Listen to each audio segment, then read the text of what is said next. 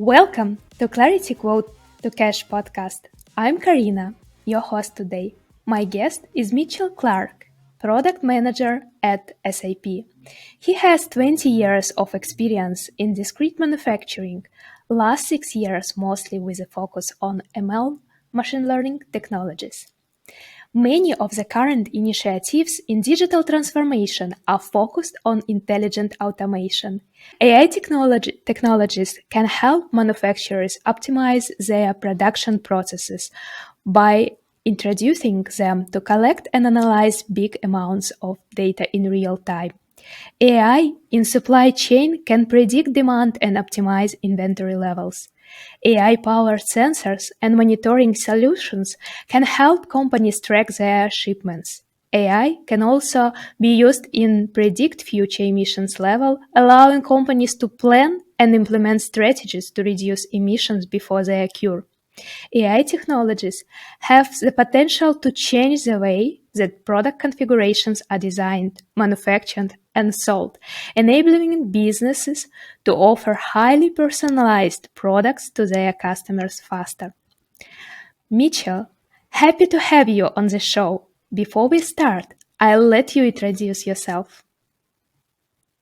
Thanks, Karina, and thanks everyone for joining, and I'm glad to have the opportunity to speak. As Karina mentioned, I'm a product manager with SAP. I've been with SAP just over 25 years.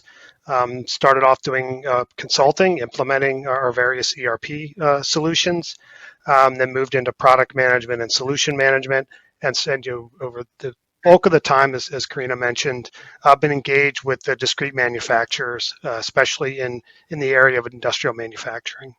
And as you can imagine, many of our customers in discrete manufacturing use some form of a product configurator. And as we've learned over the years that this provides a lot of opportunity for machine learning and AI to enhance some of these processes. So I think that's what we'll talk about a little bit today.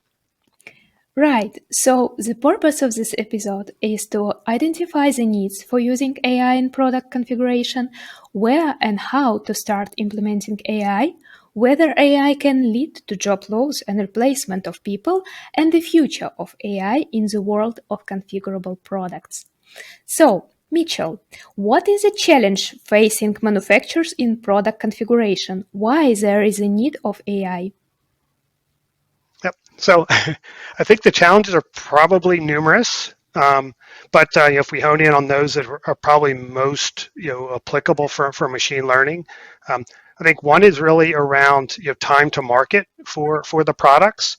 Today, if you have configurable products, oftentimes you develop the product right from an engineering perspective, but that also with the configurator, models have to be developed on how it's going to be sold, what the rules are going to be, and then in some cases, creating all those rules can be time consuming, but obviously takes a lot of expertise, product knowledge, in many cases engineering knowledge to create those rules. So I think that can be one challenge is to what are there ways to kind of shorten that time to market, especially when it comes to the building of the variant configurator models. Another one is many of our customers we're hearing they've done traditional configure to order for many years, but many customers they'll want not just a standard configuration, but maybe they want some specials. So some customers refer to it as configured order plus or CTO plus or configured order with engineering specials. So you want a standard car, but maybe you need something special associated with that. And this can be a little challenging for manufacturers to deal with because now you're going in the areas where maybe all the rules don't apply because you've never seen that requirement before. Maybe the requirement isn't very well defined in nice structured attributes. So this is one area where I think a lot of manufacturers we've been working with, they can be a little bit challenging. Or as you shift more into the engineer to order space, it gets even a little bit more challenging because again, the traditional rules that have been built up over the years don't necessarily apply for everything, right? Because you're hearing requirements that you hadn't heard before, or some specials that you haven't directly dealt with and aren't necessarily built right into your variant configurator model. So I think those would be a couple that come to mind. Yes, so to stay competitive on the market and provide customers in real time to their needs, to address their needs in product configuration, I assume it's required to have something quite flexible in terms of solutions. And AI and machine learning technologies right now can provide such opportunities. So I would like to continue our discussions with reference to your blog post. We will put the link to it in the podcast description. And in this post, you talked about the importance of shifting from technical features to needs-based product selection when it comes to configurable products. Can you please explain why this shift is necessary and how AI and ML technology can help with it? Sure, no, absolutely. So many of the manufacturers we've dealt with, and I think this is probably broadly applicable, they often come from, especially in industrial manufacturing, the manufacturers come from an engineering background. Oftentimes they were founded by engineers, and they've grown up as engineering and product companies, right? I think the old adage is kind of the mentality is, if you engineer the best product, it'll sell itself, right? So in the 90s, I think in the 2000s, as they started to use product configurators, it was more or less take those engineering, speak with the engineers, right? More or less codify the knowledge from the engineers and then build that into the rules, the object dependencies, the variant tables, et cetera, that are required to build out a variant configurator model. So the models tend to be very technically oriented, right? They're around the technical features of the product, right? And this is absolutely required because some of the things are, they're controlled by the physics, or the engineering of the product. And the result is, in most cases, the engineering model or the variant configurator model is really geared around ensuring that what is going to be built is first technically feasible. So, will it work? And then to some extent, can it be manufactured, right? So can we put this thing together, right? When we try and put the bearing inside, is it going to fit? Or are we going to have a bearing that doesn't fit because we picked the wrong one, right? So it's really about the technical features traditionally of the product. And then what often happens is, now when you go to sell, the variant configurator is used as part of the sales process, whether it be creating the sales order or during quotation, to ensure that what the customer is asking for, can be technically built, and make sure that, when you get into the manufacturing, it's buildable. But the bit of a challenge here is, is that it can take a technical person that's inputting this information into the system, right? Because the customer might be describing their needs not in the technical terminology of the product, right? They're describing their needs into the problem that they have to solve, not the solution to it. So traditionally, you need a well-trained salesperson that can listen to the customer's needs, understand the needs, and then more or less translate that into the technical and feature functions of the variant configurator to be able to identify, okay, for this characteristic, these are the values. And so, again, this works well when you have salespeople that are well trained, because they know how to do that translation. But one of the things we're hearing now, and I think this trend has probably been going on for some time, is you have these very experienced salespeople that have been doing the job for 10 or 15, 20 years, but they potentially, as they're getting older, they're starting to retire, or they're moving on to different roles. So now they need to be replaced, and maybe you have lesser trained people that they don't necessarily know the domain, they don't necessarily know all the portfolio of products of the manufacturer quite as well, right? So it can be a bit of a challenge for those sales reps. Additionally, we hear that manufacturers, when they sell in their local markets, they have all these well-trained salespeople. But if they want to move into new markets, maybe broaden internationally, into different countries, does that country have people with that domain experience? Or even if they do, what does it take to get them trained up to be able to really be experts to sell those products? So again, that can be a bit of a challenge if if the level of knowledge required to sell and to input data into the configurator is quite technical.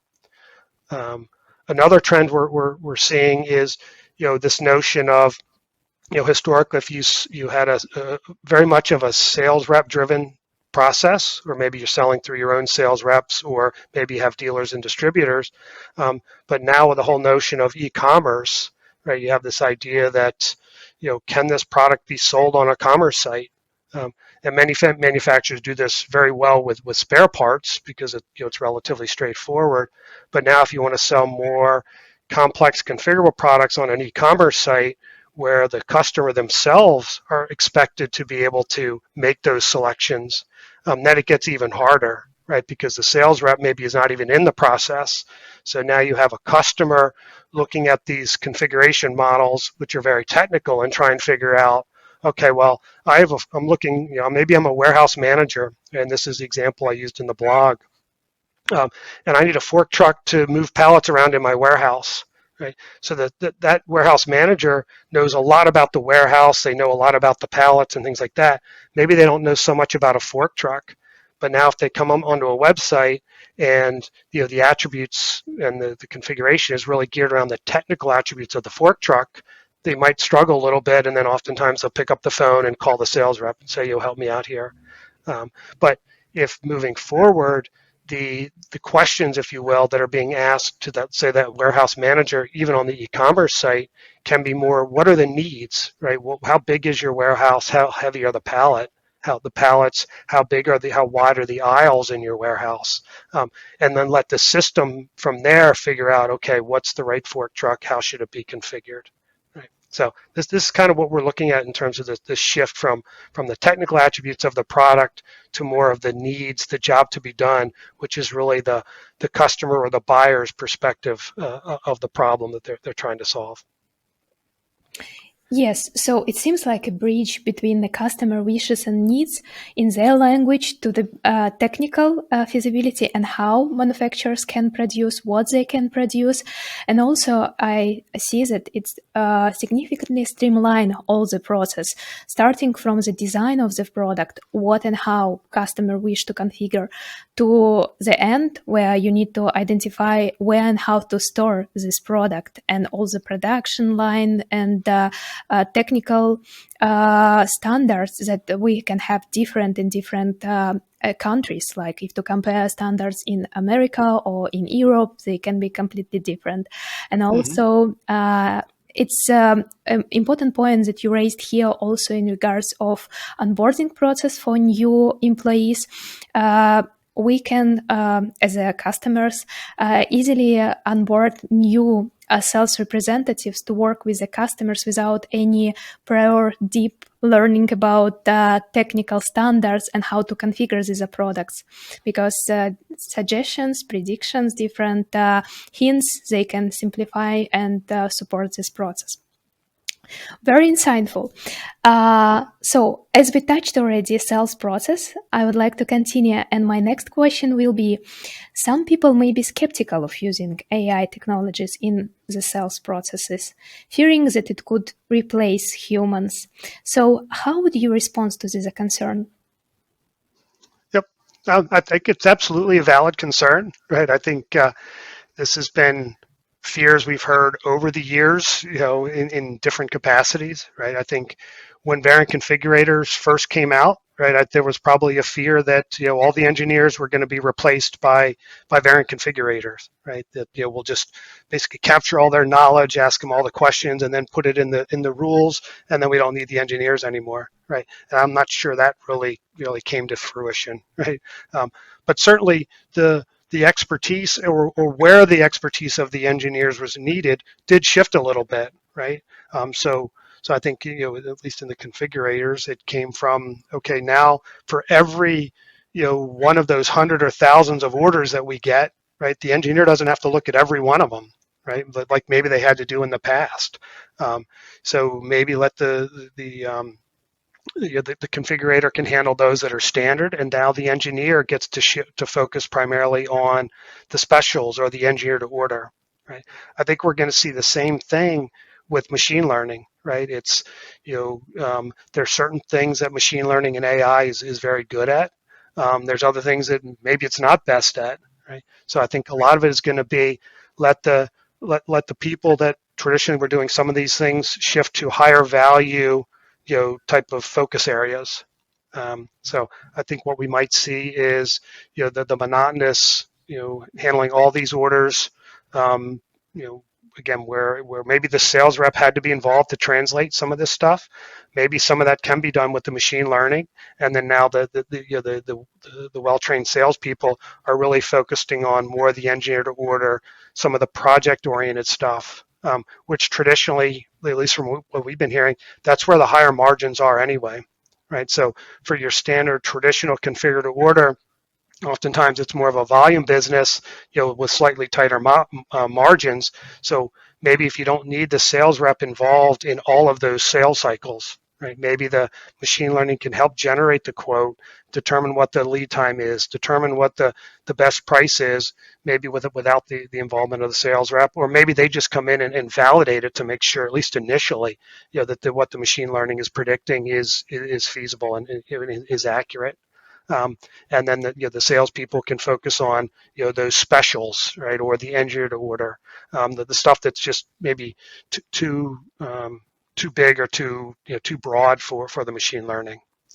I think if you look back to maybe the self-driving car analogy, right? So now the automation is maybe you have advanced cruise control and it can um, keep a distance from other cars, but we don't have the full autonomous driving yet, right? We still rely on the driver because there's just so many different variables to deal with, and maybe the AI technology isn't quite there yet. Maybe it'll get there, but at least for now, there's certain things that people just are better at.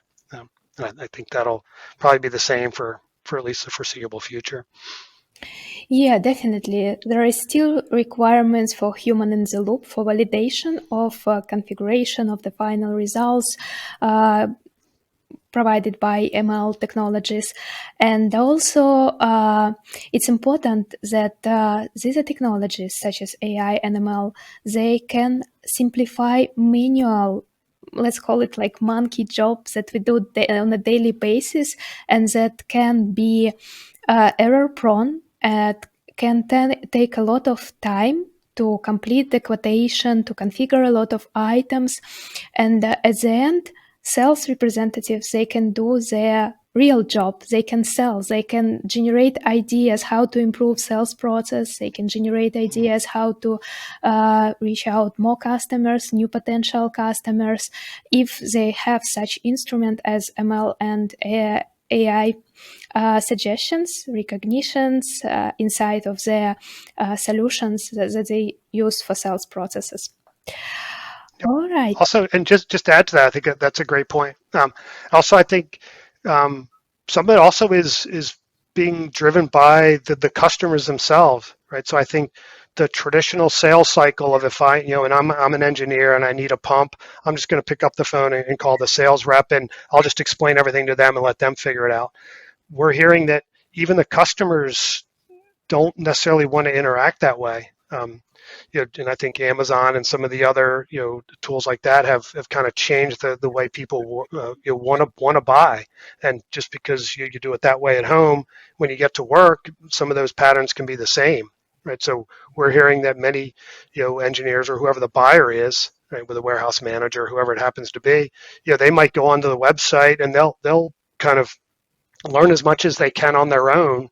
They want to compare the products and do the exploration, do the research, and then maybe once they're well versed in what they need, maybe they can't fully configure it, maybe they don't know all the technical details, but when they then call up and speak to a sales rep, right, it's more help me out with these specific things. Right. So I think even the way that the customer expects to engage, with the sales rep or the dealer or distributor is changing. And Yeah. I think we as software companies have to adjust to that, right? Realize that the change is happening and be able to support the customer and the manufacturer in the way they want to sell and buy. Yes, definitely it can be also improved.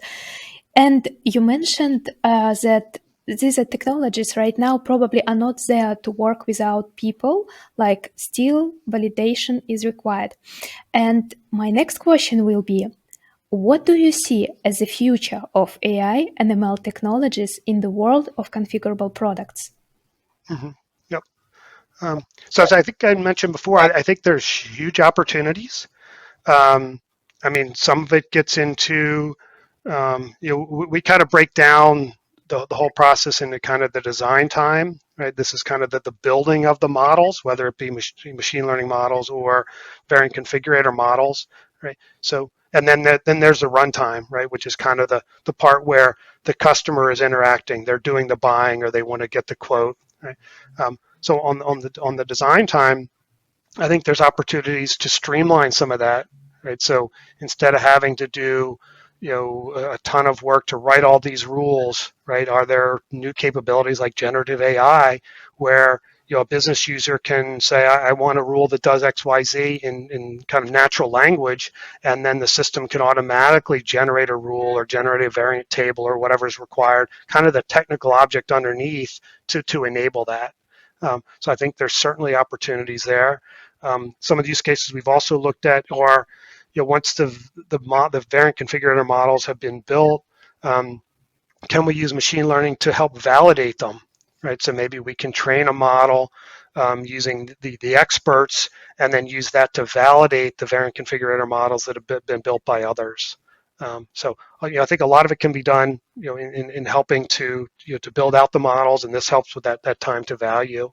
Um, and then on the runtime side, I think there's huge opportunities, right? This whole notion of AI-driven needs-based product configuration, right, to help reduce this dependence on the well-trained salespeople, to kind of be an AI sales assistant, if you will, with the sales rep or the dealer or the distributor.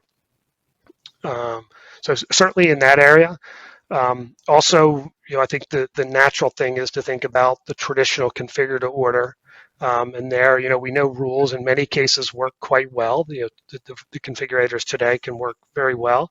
But when you get into the configure to order plus or the engineer to order scenarios, where that's maybe where the rules can sometimes struggle, right? Because you're dealing with scenarios and attributes that haven't been seen before. And that's really where machine learning and AI really has a strength. So I think we might see in the areas of configured order plus and ETO, a lot of advancements there. And then obviously now with the whole natural language processing and chat GPT, right? I mean, everybody's talking about this.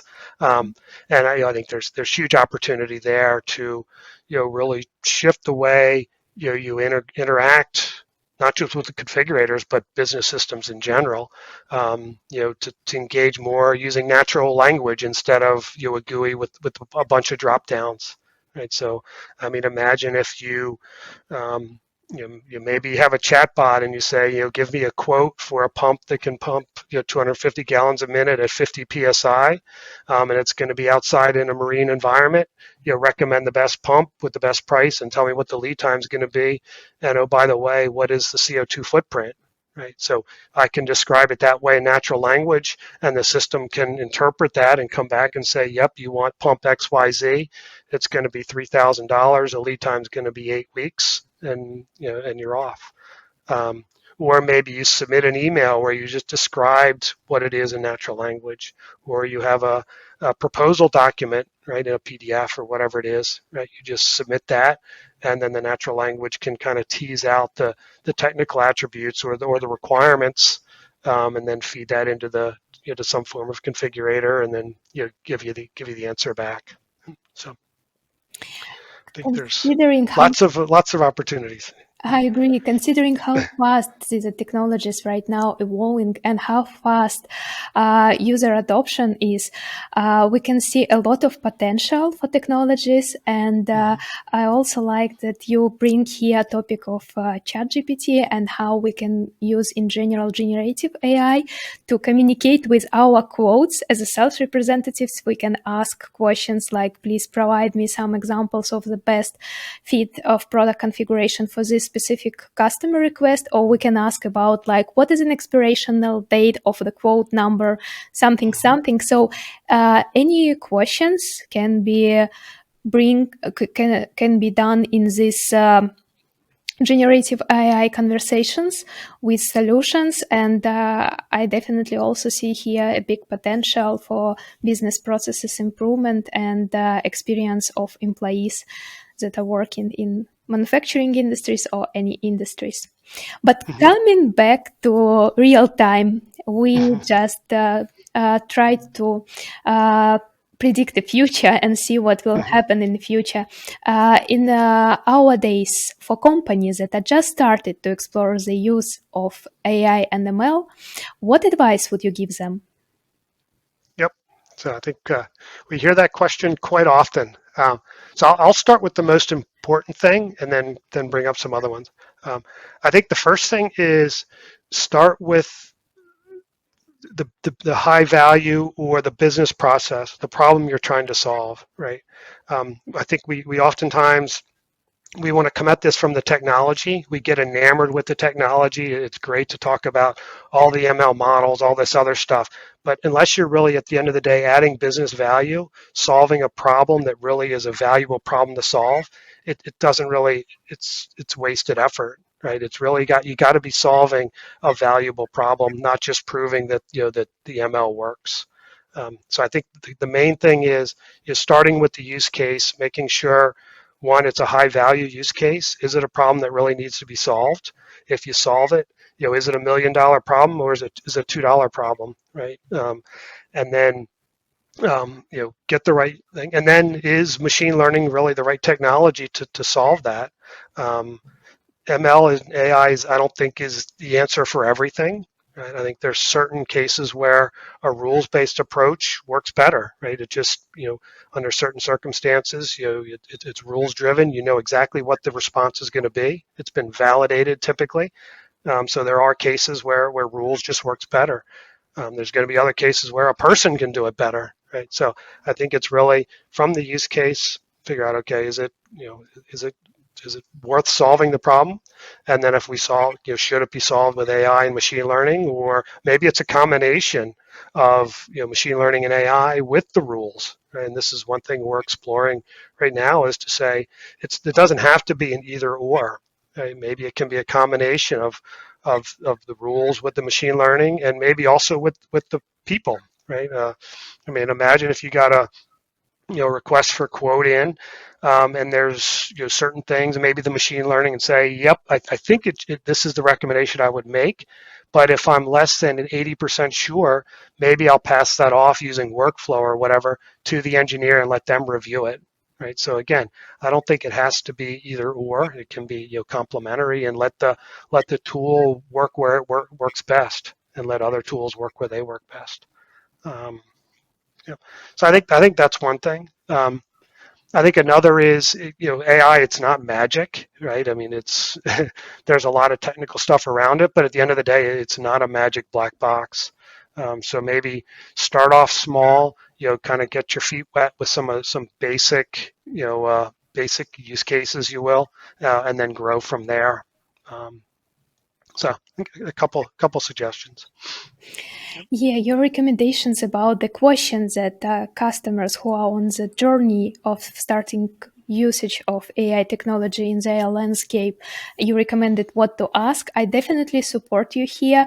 First of all, we need to evaluate, is it worth it? Like, implement this technology? Will we have this amount of benefits to solve our issues? And we need to compare it with money that we will invest in these solutions. But what I wanted to add here also is that the literacy level of AI technologies is still in the middle level, I would say, not in advanced. Not everyone understands what the solution do and how they can help with business processes. And here is a place for consultants who can help, support, and explain, try to help to evaluate how beneficial implementation of ML technology and AI can be for business processes. Yep. And if you don't mind, if I could just build on that, 'cause that's a great point. I probably should have brought something up along that before. Because I think to your point, it's not just the technology, right? Just knowing, being a data scientist or whatever, knowing a lot about the various ML models, that's only part of it, right? The other part is you really have to, at least in our environment, typically, you have to understand the the process and the problem to be solved, and then it's really the marrying of the two together, right? So I think that's the critical piece, is to, you know, not just know the technology, but be able to either know it yourself or work with someone that also knows the business process, and because they're going to have to fit together. Right? Most of these, even machine learning, it's not a standalone prediction, right? You say, okay, well, I can predict the lead time or whatever, right?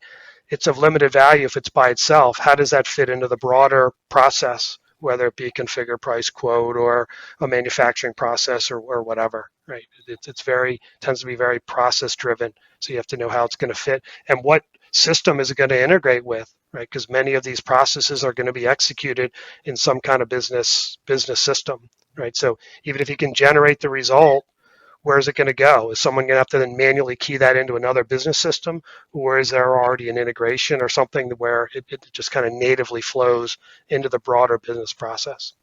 So. Yeah, it's very important also to choose the right solution that will fit into landscape and will smoothly integrate it with all other solutions. Yeah, you mentioned also a very valid point here. All right, so thank you so much for being with us today. We really appreciate your insights and expertise on product configuration with AI. It was truly a pleasure to have you as our guest today, and we hope our listeners will find this conversation as informative and enjoyable as we did. As always, we are just one click away. Please contact us at CLARITY.SHOW. Thank you for listening and see you in the next episode. And don't forget to subscribe just to make sure you don't miss us. Thank you.